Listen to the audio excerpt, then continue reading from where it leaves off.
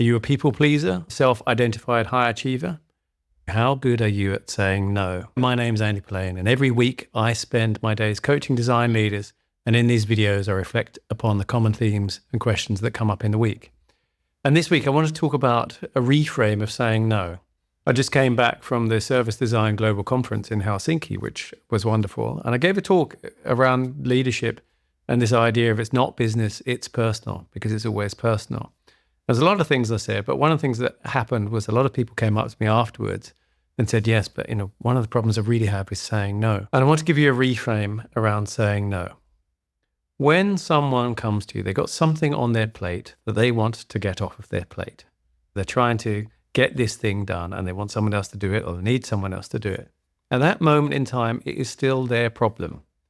As soon as you say, yes, I'll do that, then it becomes your problem. If you know that you're not going to be able to do it in time, or it's going to be a struggle, or it's going to be a stress, it's much better to let someone down up front and say no to them early, while they still have time to do something about it.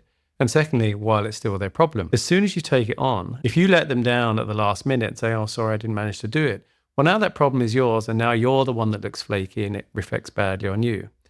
If you say no up front and that person has left it too late because they haven't planned properly or there aren't enough resources, well, then that's their problem.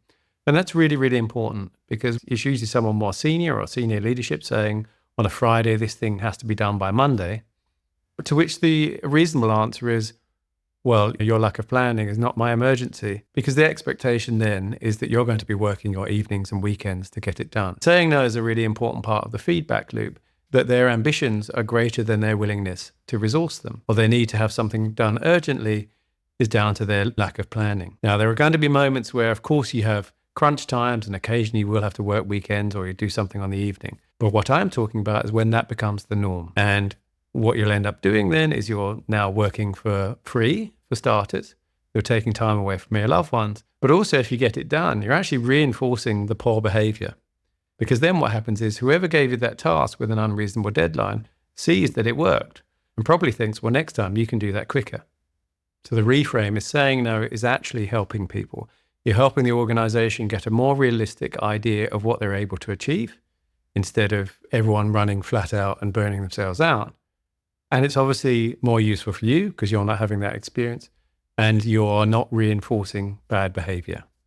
There's a lot I learned from training a dog. I hope that's useful for you. If you would like to check out my coaching practice, it is at pillane.com/coaching, and I'll put the link below.